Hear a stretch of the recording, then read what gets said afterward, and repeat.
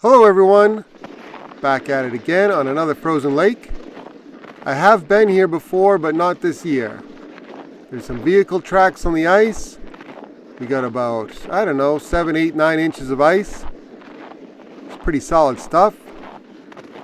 I should say I'm a little bit further north. And I know it doesn't look like it on camera, but it is mid-20s and the wind is whipping today. And you'd be surprised how few people like fishing in 20-degree temperatures with a 20-mile-an-hour wind.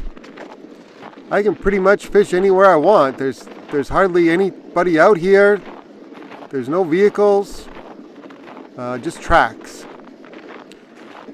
So this place is, I don't know what to call it. It's not exactly private, but access is very challenging in the summer. You got a lot of like swimming beaches and no parking zones, etc. So pretty much the only time I have or chance I have to fish this lake is during the winter, where there's just nobody around to enforce some of the parking restrictions, and nobody cares because nobody's going to swim at the beach in 20-degree weather. So that's why I'm here in the winter, is so I can actually get access to it and fish it. And there's a few places like that. It seems like every year access is getting a little bit more difficult. It seems like there's more people everywhere, and places get crowded, and then the signs go up, and it just gets a little tougher every year. But what I'm fishing today is basically a giant sand bowl. It's got some weeds. Not a ton. Average depth is 3 to 5 feet. I got my trusty drill auger combo there, and I know where there's a hole. So the game plan is to I know I'm kind of far off that hole right now, but the game plan is to drill a bunch of holes, kind of in a search pattern, and find that deeper hole.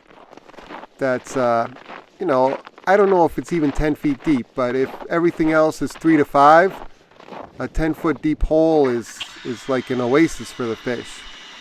Now the trick is, it'd be easy if they're in the hole, but usually they're not in the hole. They're not in the deepest part of the hole. They're on the outside of the hole.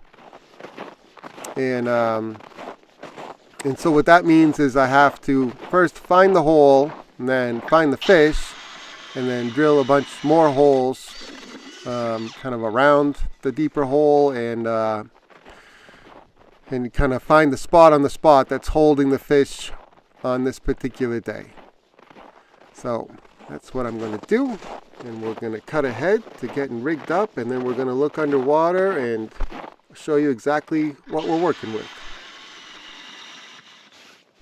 Alright, it's kind of the middle of the day, so I'm going to go with my trusty black ice Swedish pimple.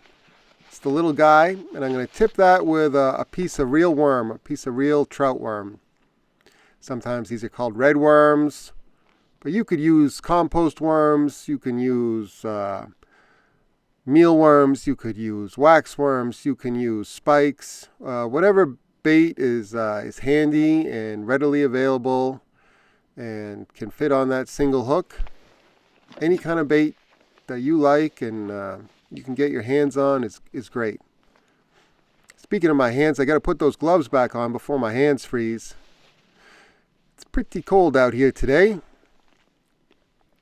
but I like starting with that black ice Swedish pimple. Middle of the day, high skies, bright sun.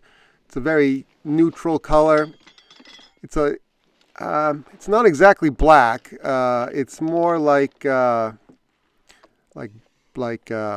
brushed nickel or something like that. It's not completely black, but it is pretty subtle. So there is a little bit of shine to it, but not too much. All right, this is the first hole. I'm still away from that deeper hole now, and this is probably in that 3, 4, 5 foot range. But this is what we're working with today. It really is just a featureless sand bowl. There really isn't a lot of structure in here. The water is fairly clear. It also helps that it's pretty shallow.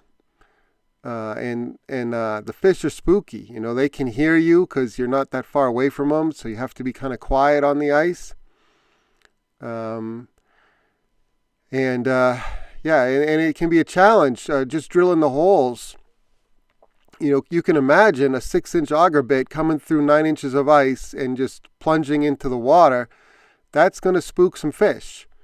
And so one of my strategies here is to try to drill a bunch of holes first and then let things settle down. I'll slowly fish my way to the deeper water and let things settle down as I'm going. But there's nothing going on right here. You know, if you put a fish finder down or a flasher, it would just show you nothing. It'd show you the bottom. And that's true of most of the holes. It'd be very rare here to just land on some fish. What you have to do is put a jig down and kind of call them in, get them to come in from the side and investigate, you know, your little jig or a spoon or whatever. Okay, I fished my way along in the shallow zone, I'll call it, in that 3, 4, 5 foot zone, and I found that deeper hole again. You can see right away. I don't have a depth gauge on my underwater camera, but you can just tell by looking right away. It's deeper water. It's cloudier, and I don't know exactly how deep this is, but I would guess around 8, 9, 10 feet, which is by far some of the deepest water in here. And there's no fish in the deepest part that I could find anyway.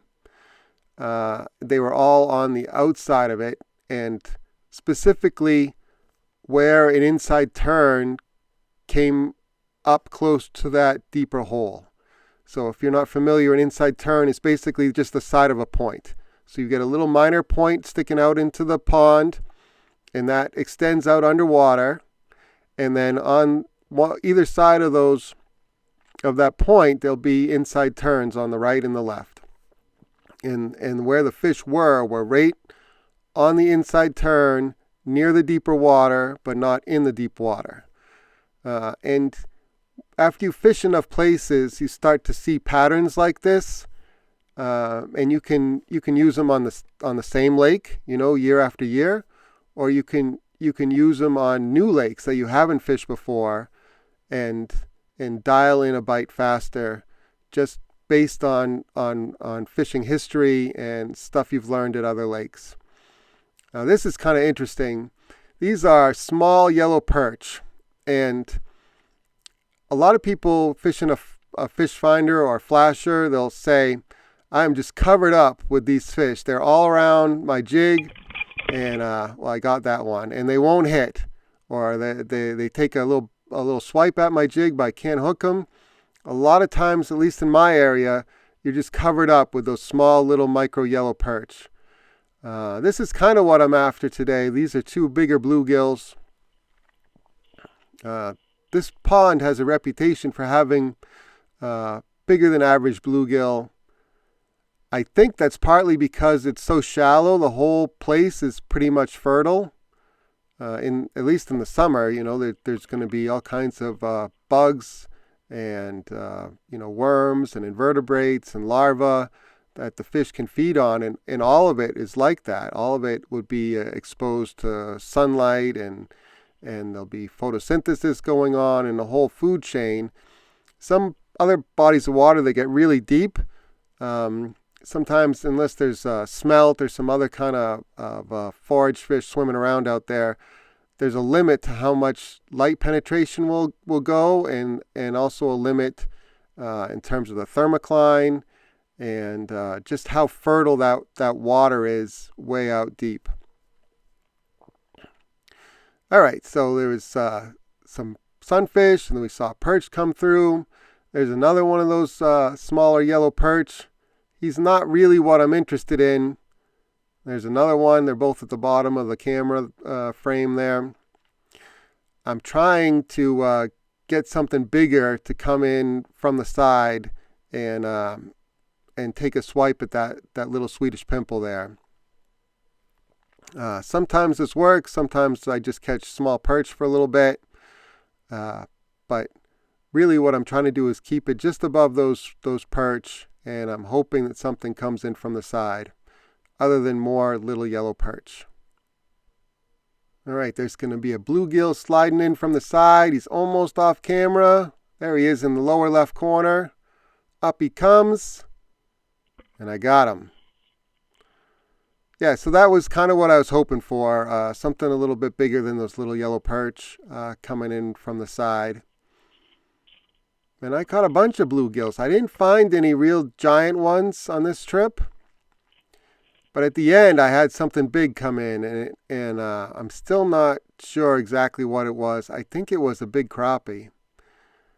And I didn't know the crappie had gotten in here, but I think that's what it was. And we'll get to that at the end. See, there's a little perch down below. I'm trying to keep my spoon up high. I kind of spooked him off by being a little too aggressive there with the jigging.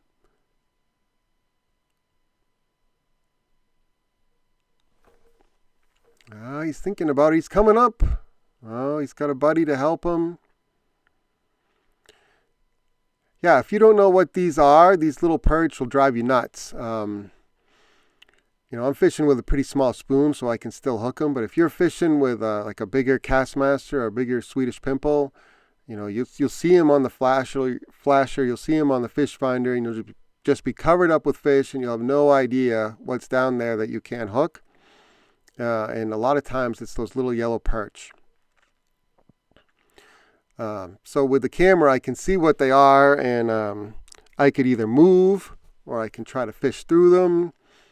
I could keep my bait above them because those little yellow perch, they tend to want to stay closer to the bottom, although they will come up for your jig or your spoon. There's another one down there. They're pretty well camouflaged, but they have to stay close to the bottom because, pickerel or bass or any other bigger fish would love to eat a little yellow perch like that. He's kind of hard to see right now, but he is down there. All right, we're a little bit shallower, a little bit more clear. There's a little yellow perch on the bottom, a slightly bigger one up high. I think I'm going to catch him. He's got his fins up. Looks pretty aggressive. Yep. Oh, he spit the hook. And then I spooked something else. Another little yellow perch came in. Now there's two of them. Yeah, these yellow perch are a nuisance jigging, but if you have tip-ups with small shiners, they will also drive you crazy. You'll get all kinds of flags and no fish, or hit and runs, that kind of stuff. And what you're dealing with is an army of these little micro perch messing with your baits and so forth. So the camera takes all that guesswork away. I know exactly what I'm dealing with, and I don't know. It's now it's sort of my choice whether to try to fish through the perch or fish above the perch or move to the hole next door. But I haven't really found a pile of better fish. It's all ones and twos that I'm trying to call in from the side, and the only thing that I seem to be able to land on consistently are these micro yellow perch. I bet in the summer this place fishes really well, especially in the evening or at night. And I have an idea what kind of swim baits I would throw. They probably look a lot like yellow perch, because I bet that's what everything in here that's over 3 pounds is looking to eat.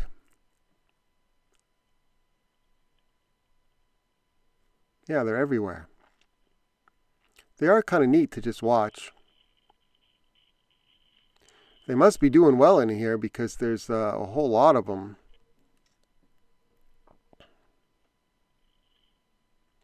I didn't find any bigger yellow perch in here on this trip.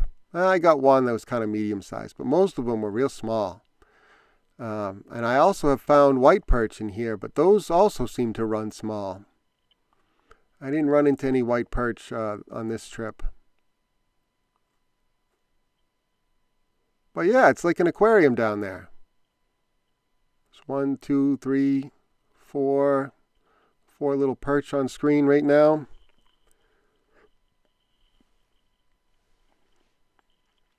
And they blend in to the bottom really well unless they start moving. They look kind of like weeds that are on the bottom.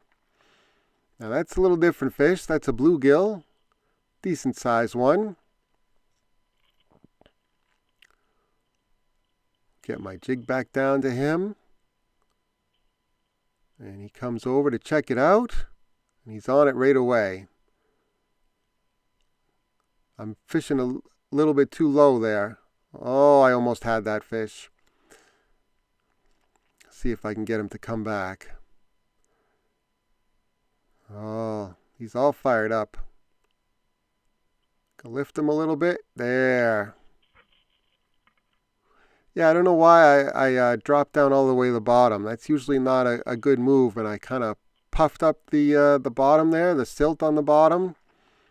Sometimes the fish don't like that. I try to keep with the camera, I can see exactly where my jig is, so I try to stop it before it hits the bottom.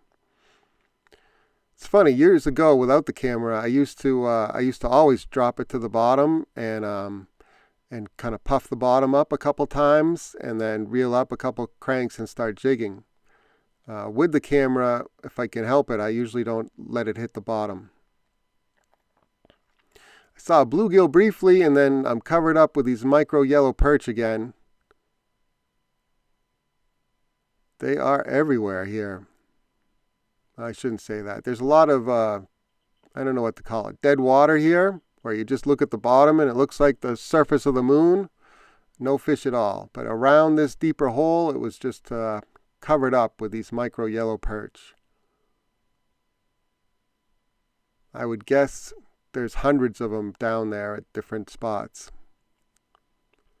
All right, here's the second to last clip I've got. And this was really interesting to me.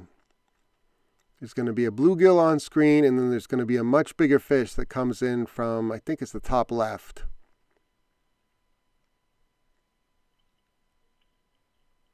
So nothing's going on right now. I dropped my jig down, and I'm trying to call those fish in. And since there's nothing on screen, I'm going to be a little bit more aggressive. All right, I got a bluegill coming in from the right. He's in the kind of the bottom, almost right corner. And all right there on the top left, there's a big fish coming in. And he's at least 3 times the size of that bluegill. And that bluegill's not tiny. He's kind of a medium-sized bluegill. And normally, if that was a bass, the bluegill would take off. So I caught the bluegill. A bigger fish is still down there. And I believe, I didn't really get a great look at him, but I couldn't tell if that was a bass or a crappie. But I want to say it's a crappie because normally the bluegill don't stay there when the bass comes in like that. So I had this great idea. I'd let the bluegill go in a different hole, and then I'd go back and I'd catch that fish that would just be down there waiting for me. And I think he could hear me as I was walking across the ice and kind of crunching, the old ice crystals and little chips that come up from drilling a hole in the ice with the auger. And he took off. And so when I finally got back to the hole after letting the bluegill go and drying my hands off and, getting my bait set again and da-da-da-da-da, he was nowhere to be found. I'm putting the camera lens back down. I'm going to put my jig back down in a second, try to call that fish back in. But he was long gone by the time I actually got to fishing again. And I really would like to have known what that fish was. It looked a little thick to be a crappie, but I didn't get a great look at him, and I couldn't really tell what it was. But I would have liked to catch that fish. All right, I'm going to wrap it up here. Thank you all for watching. I really appreciate it. I'll list everything in the video description. And I'll catch you on the next one. See ya!